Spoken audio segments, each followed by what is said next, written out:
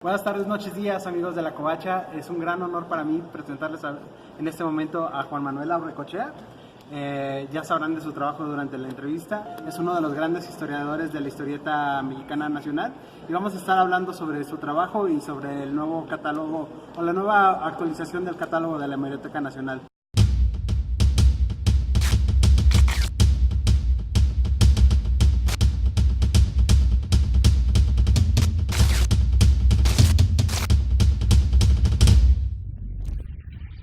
Lo primero que me gustaría saber es ¿por qué le nace este interés por hacer un registro sobre la historieta mexicana y por qué es importante?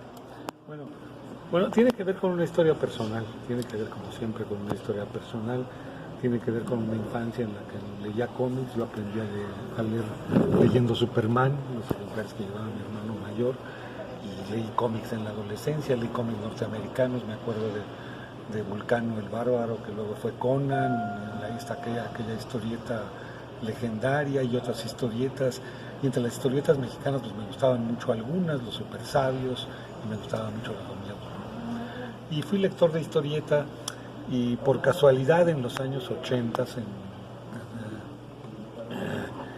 hubo un proyecto con la Secretaría de Educación Pública, un proyecto que dirigió Paco Ignacio Taibo II, que era utilizar a la historieta para formar neolectores y para transmitir mensajes educativos. Sí. Entonces fue un proyecto importante que lanzó varias series con la editorial Cyrus, como Episodios Mexicanos, Novelas Mexicanas Ilustradas y México, Historia de un Pueblo, que fueron que duraron mucho tiempo en el mercado, en el cual se incorporaron muchos dibujantes de la historieta mexicana. En aquel proyecto los que estábamos sabíamos muy poco de historieta mexicana, poquísimo, aunque las historietas mexicanas pues, llenaban los kioscos, ¿no?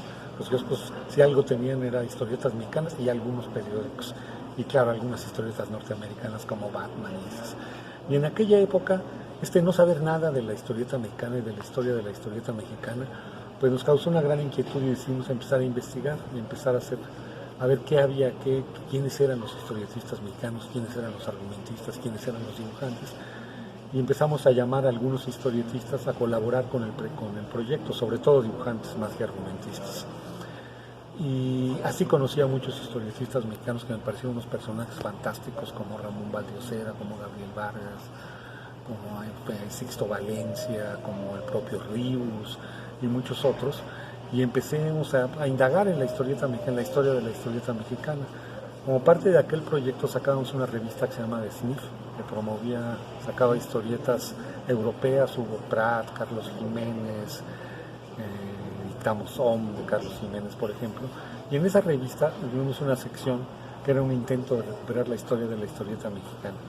Habíamos encontrado, por ejemplo, la historia de una mujer que era una historieta del siglo XIX, española, por cierto, pero que se editó en México, que era como las aucas catalanas del siglo XIX, o sea, grabaditos con textos, pero muy divertida. Y así empecé a indagar en la historieta mexicana, en los antecedentes del siglo XIX, en fin. Y pues ya entrado el virus de indagar la historieta mexicana nunca se me pudo quitar.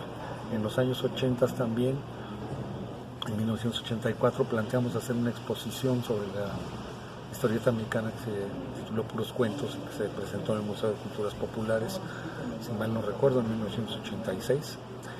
Y ese trabajo fue un trabajo de investigación muy largo, de varios años, en una época en que no había prácticamente archivos, ni documentación, ni crónicas sobre la historieta mexicana, ni nada. Entonces, como toda aquella exposición la fuimos documentando de memoria, buscando en las colecciones de los dibujantes, y eso me hizo conocer al gremio, ¿no? a muchos de los dibujantes. Como parte de ese proyecto, Armando Bartra y yo escribimos Puros Cuentos, que es la historia de la historieta en México, que editamos a lo largo de varios años. Nuestra propuesta era cubrir todo el siglo XX, bueno, empezar desde los antecedentes del siglo XIX y cubrir todo el siglo XX, pero finalmente nos quedamos en 1956, cuando termina la época de los pepinis. Y los otros tomos, por muy diversas razones, por falta de recursos, por falta de tiempo, porque otros proyectos nos absorbieron, los fuimos dejando y los seguimos dejando hasta ahora. No hemos llegado todavía a culminar aquella obra que hoy ya está agotada y es ya muy difícil de conseguir, más que en bibliotecas. Sí. Por ahí en alguna librería de viejo todavía aparece algún volumen. Y que además, amén de otros trabajos como singulares, es realmente el único trabajo en forma que existe que podamos encontrar de la historieta mexicana en libros, ¿no? Sí. ¿Qué otros títulos podría usted...? Está lo que editó Artes de México en 1974, que es un catálogo de una exposición que montaron en el Palacio de Bellas Artes. Que hay un catálogo en el número de la revista que hizo Rosalba de Valdés, que es el primer compendio, digamos, más sistemático sobre historieta mexicana. Toda la revista está dedicada, está muy bien hecho. Fue una base muy importante tanto para la exposición como para hacer puros cuentos, para entrar a este mundo de la historieta mexicana. Y luego, pues hay algunos otros trabajos por ahí dispersos, como lo que hizo en la norteamericana Rubinstein sobre los pepines, lo que hicieron Harold Hines y Tatum en la Universidad de Arizona, pero el trabajo, digamos, el único trabajo sistemático sobre la historia de la historieta mexicana es este. Una de las cosas que nos sucedió cuando hicimos puros cuentos fue que naturalmente venimos a tratar de hacer investigación aquí en la Hemeroteca Nacional. Claro. Y pues sí vimos los suplementos dominicales y toda la historieta de los años 20, Mamerto y sus conocencias, Chopamirto, Segundo Primero Rey de Moscavia, todo lo que se editó en los 20 que es donde nace prácticamente la historieta mexicana, Don Catarino y sus conocencias. Pero no supimos investigar, yo creo que éramos medio burros y no supimos, no nos dimos cuenta de que en este edificio estaba la colección más importante de historieta mexicana que hay en el país, que ya estaba en ese entonces acá, pero no estaba catalogada, no estaba organizada, estaba simplemente resguardada en uno de los cuartos archivos de la hemeroteca. Okay. Y después pasó el tiempo y yo me enteré de que existía esta colección y pues naturalmente la quise conocer y vine a platicar con la gente de aquí de la hemeroteca, supe de su existencia, supe que era una colección muy valiosa. Lo único que había sobre la colección eran los tomos encuadernados y un inventario escrito en máquinas de escribir, en las antiguas máquinas de escribir, que ya no sé si alguien se acuerda todavía de ellas. Sí, claro. Pero en en la máquina estaban simplemente los títulos y el año de la publicación, eran 12 cuartillas. Dije, no, esto hay que catalogarlo, esto hay que investigarlo, esto hay que saber de ello. Y le presenté un proyecto al Fondo Nacional para la Cultura y las Artes en 2005, hace ya 12 años, wow, para empezar a trabajar esta colección. De hecho, para conocerla, porque no sabíamos qué había, no sabía yo qué había, tenía muy vaga idea por esta lista que había pepines, que había chamacos, estas legendarias revistas de los años 30. Y el FONCA nos dio el recurso para hacer un primer año de trabajo con esta colección. Okay. Y le empezamos solo 2 personas, Alija Anaya, que era un estudiante de sociología de la UAM Xochimilco, y yo. Y empezamos pues por la joya de la colección, que eran los pepines y los chamacos. Entonces en ese primer año catalogamos Pepín y Chamaco, que fue registrar cuáles series contenía Pepín y Chamaco, en qué años se habían publicado, quién era su argumentista, quién era su dibujante, más o menos de qué temática trataban. Hicimos un registro de algunos ejemplos gráficos, tomamos fotografías de algunas páginas y con eso integramos la primera versión de lo que fue pepines.unam.mx, la página que salió ya desde 2006, la subimos a la red. Esa página tuvimos mucho apoyo de la Hemeroteca Nacional, pero la tecnología todavía era tecnología de 2006. Sí, claro. Entonces pues era complicado de revisar, en fin, pero el problema más grave que tenía ese catálogo es que los que lo catalogamos no sabíamos nada de catalogación, no éramos gente que venía de biblioteconomía, ni de archivística, ni de nada, lo catalogamos como Dios nos dio a entender. Okay. Entonces, bueno, catalogamos fechas, nombres, géneros, líneas temáticas, te digo un pequeño resumen, autores, en fin. Y dejamos ese catálogo también por razones de trabajo y de otras tareas, y de que el FONCA el Fondo Nacional para la Cultura y las Artes, te da recursos un año, pero luego hay que esperar un año para volver a poder recursos, y llegamos hasta el 2014, en el cual yo siempre tuve la inquietud de que esto tenía que continuarse esta tarea. Pepín y Chamaco eran apenas el 2% de la colección. Es una colección que tiene 7.137 volúmenes encuadernados de historieta mexicana, que son varios metros lineales de historieta en tomos, ¿no? Sí. En 2014 hicimos un nuevo proyecto, también lo presentamos al Fondo Nacional para la Cultura y las Artes, y entonces la hemeroteca, además de que la página había tenido, pese a todas sus deficiencias, muchísimo éxito, tenía muchas visitas, registramos que era muy visitada, muy pronto llegó a los primeros lugares en los motores de búsqueda y ya estaba, pues ya tenía varios años de estar en la red. Y entonces la hemeroteca se interesó mucho y el departamento de catalogación nos dio un curso de catalogación para ver las normas archivísticas, para catalogar las historietas. Entramos 3 gentes a esta segunda etapa ya con mucho apoyo de la hemeroteca de catalogación. Tuvimos que recatalogar todo lo que habíamos catalogado en la primera parte para completarlo, para cumplir con las normas de la catalogación. Nos dimos cuenta que catalogar historietas es una tarea muy especial, porque las historietas son un tipo de documentación periódica especial. No se puede catalogar igual una historieta que un diario, o que una revista, o que un libro, tiene otras características. Aquí hay series, hay subseries, hay subseries, hay títulos que cambian. Hay reimpresiones.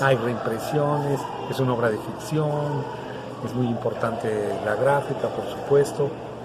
Y entonces, en esta segunda etapa, digamos, profesionalizamos el sitio, sobre todo en los aspectos de catalogación, y cubrimos una buena parte de la colección. Llegamos más o menos alrededor del 50% de la colección, y luego en esta tercera etapa del 2018 todavía perfeccionamos más el sistema de catalogación, el sistema de navegación, y alcanzamos ya el 80% de la colección encuadernada, o sea, todavía no está terminada.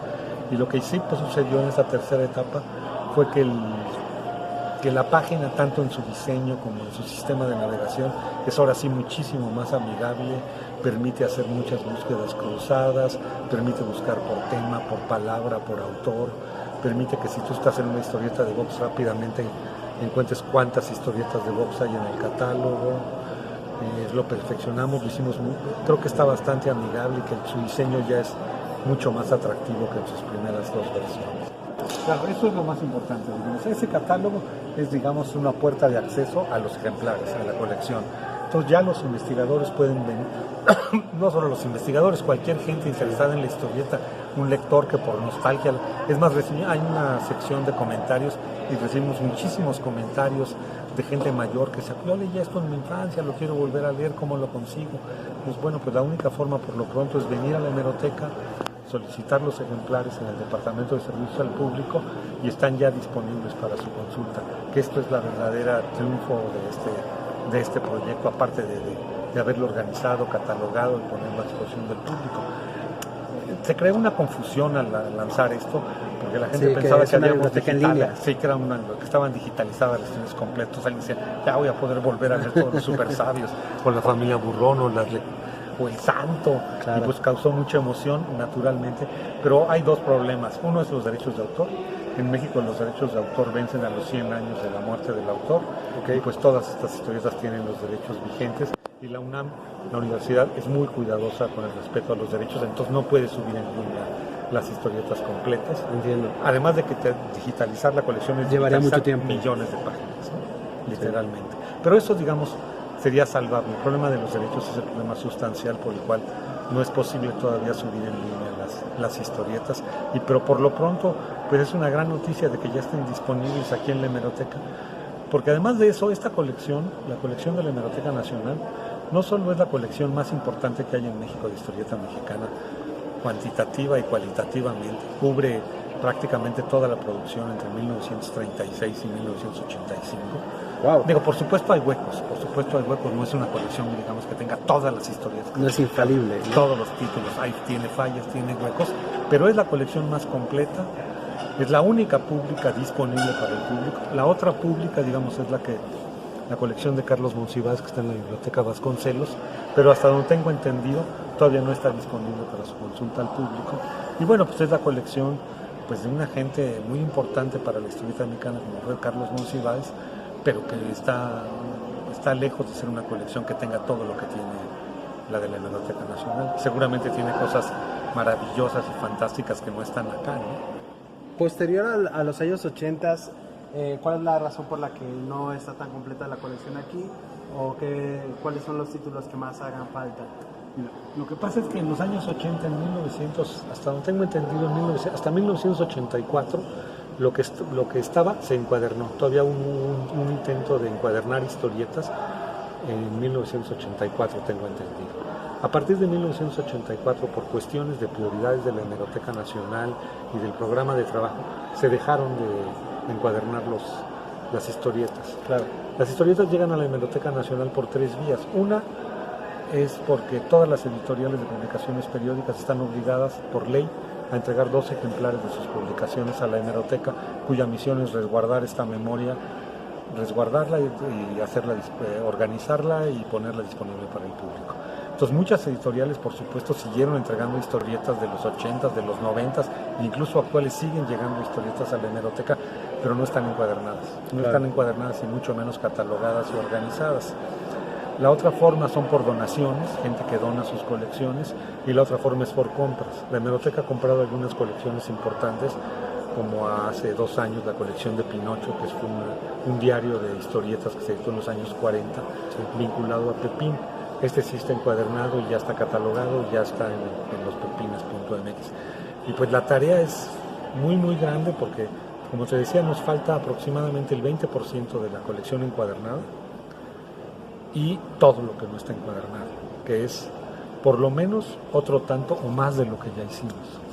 Pero eso habría que organizarlo, encuadernarlo, trabajarlo.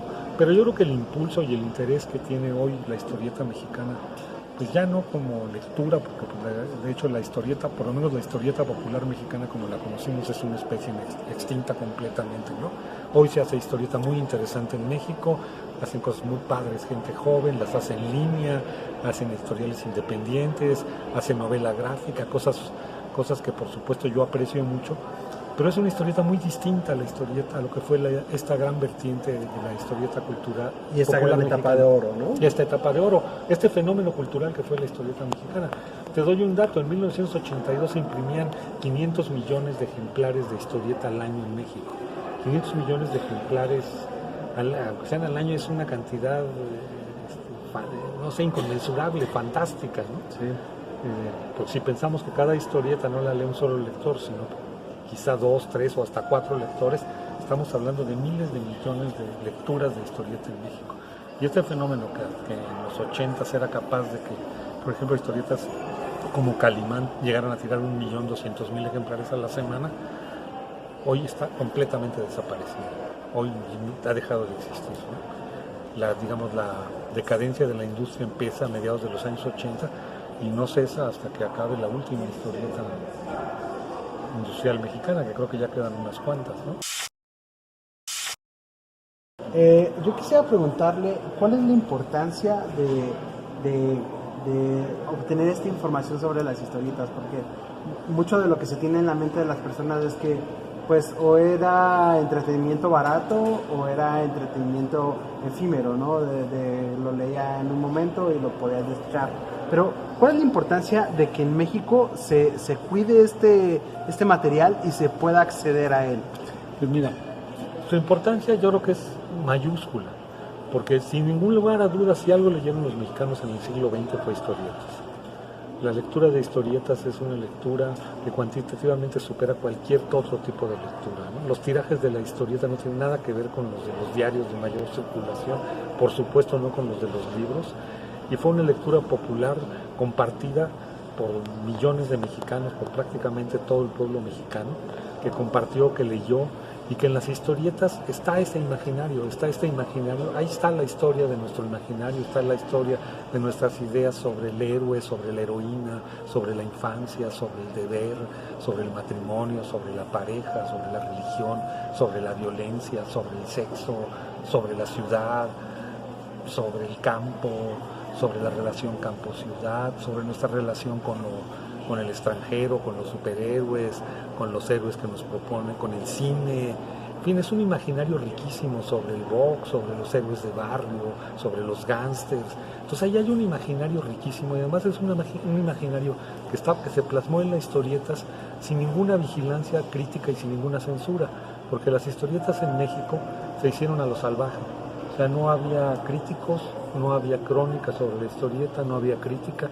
De la historieta mexicana no se hablaba en público. para nada, ¿no? Aunque estuviera en todas las casas, en todos los puestos de periódicos, en todas las calles, en todas las misceláneas, aunque todos leyéramos historietas, digamos, en los medios públicos, pues era eso, era considerado, si se hablaba era para decir que era un fenómeno despreciable, que había que censurar y que había que quemar y que embrutecía a los niños y que embrutecía a las mujeres y que era un producto deleznable. Era para lo único que se hablaba de la historieta. Nunca hubo crítica, nunca hubo un acercamiento, nunca hubo investigación. Y por supuesto la historieta en la historieta puedes encontrar prácticamente todos los discursos que prevalecieron en el siglo XX en México, desde los más conservadores hasta los más subversivos. Puedes ver narrativas, construcciones narrativas que realmente son mundos maravillosos, como lo que hizo Germán Brux en Los Supersabios o Gabriel Vargas en La Familia Burrón. Puedes ver todo nuestro acercamiento, todo nuestro problema y nuestra identificación con el melodrama, que es una cuestión, yo creo que muy importante para la cultura popular mexicana. Se ve en la canción, se ve en el cine, se puede explorar el machismo, en fin, es una fuente de indagación riquísima sobre nuestro pasado. Y nuestro pasado, podemos decir lo que queramos, pero yo creo que está todavía presente. Ese pasado actúa hoy en los jóvenes, aunque no hayan leído esa historieta, se los transmitieron sus padres, se transmitió en el discurso público.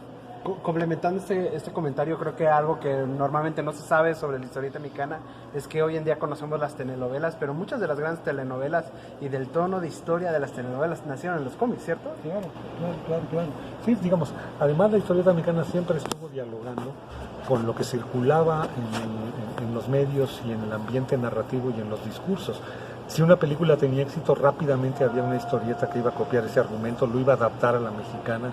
Si una telenovela tenía éxito, se iba a adaptar a la mexicana. En el fenómeno de la lucha libre, el santo y la lucha libre en los años 50 se vuelve un espectáculo popular y aparecen decenas de títulos sobre historieta y se crea esta historieta que hizo José P. Cruz de Santo en El Enmascarado de Plata, que es una maravilla gráficamente y es una maravilla narrativamente, es una cosa loquísima. En términos de verlo gráfica y de ver el fotomontaje es completa, hoy lo podríamos ver como completamente vanguardista, underground, donde se mezclan toda una serie de discursos y es digamos, yo he visto por ejemplo jóvenes que han visto planchas originales de Santo, hoy está en museos, hoy la historieta, si antes no se hablaba de ello, hoy ya es objeto de congresos, de exposiciones, de museos, de coloquios académicos, de páginas que edita la Universidad Nacional Autónoma de México, en fin, lo cual está muy bien, me parece magnífico que ya se atienda esta narrativa popular, ¿no? Bueno, pues a mí me gustaría quedarme con eso de que la historieta mexicana es un reflejo de nosotros como cultura y creo que es un buen momento para terminar esta entrevista. Muchísimas gracias y estamos en la siguiente parte, ¿no? Pues muchas gracias a ti, y muchas gracias, un saludo a todos los covacheros.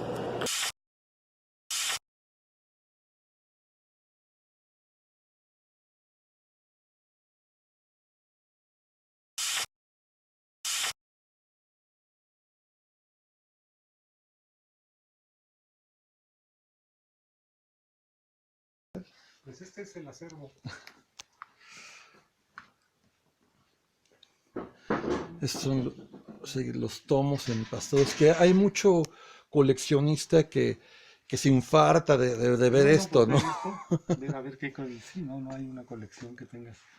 Aquí están los supermachos, Memín Pinguín. Esto es todo Memín. Sí, wow. esto y esto es y el Memín antiguo, el grande. El grande. Esto es Santo. Santo. Pues mira, aquí están esas historietas norteamericanas también, hay como Sargento Furia, selecciones de Alfred Hitchcock. O sea, no solo es historieta mexicana, lo que Rutas de Pasión, en fin. Y aquí están los pepines, los legendarios pepines. Estos son de los años 30. ¿Estos engargolados de qué fecha más o menos son? Este debe ser de 1940 más o menos. En cuanto bueno, aquí está, 1939, 1938, wow. 1900. Bueno, y estos son. ¿Se tienen los primeros pepines, el 1, 2, 3? No, está el tomo 2. Ok. El primer tomo que hay de Pepín, que está aquí en la colección, es este, que es el número, si me no recuerdo mal, el número 26. Ok. Del año 1. Estas son historietas extrañas. Suchay, una historieta que se editaba creo que esto lo editaba Editor Mex, en un tiraje, en un formato un poco extraño, en 1952, ¿no? Por 25 centavos en toda la República. Y viene desde el número 1. Sí, ¿Okay? Aquí está el número 1. Y así hay todo lo imaginable, está por aquí. ¿Este cuál? Son los de la prensa. Sí.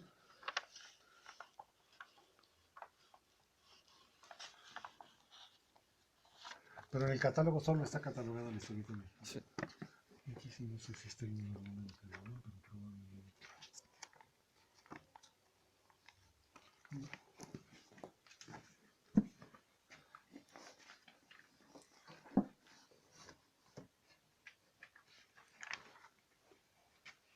No, 135. ¿Sí? También la fotonovela. Claro. Tan común y hoy en día hay gente que no sabe que existe esto o existió esto, ¿no? Once y media. Y esa sí es una aportación del mexicano al lenguaje de la historieta. Pues bueno, pues, ¿no?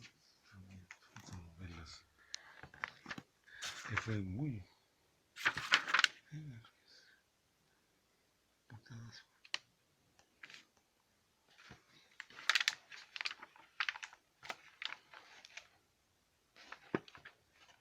Los Cuatro Fantásticos, Fantomas.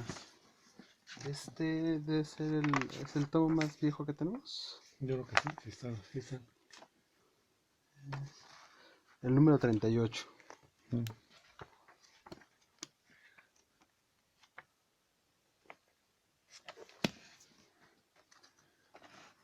Así como pueden ver, es un mundo de historietas. Creo que nos podríamos pasar aquí toda la vida. Toda la vida, varios años. Muchas gracias por darnos aquí el recorrido. No, ¿de qué? Te lo agradecemos. Hasta luego. Hasta luego.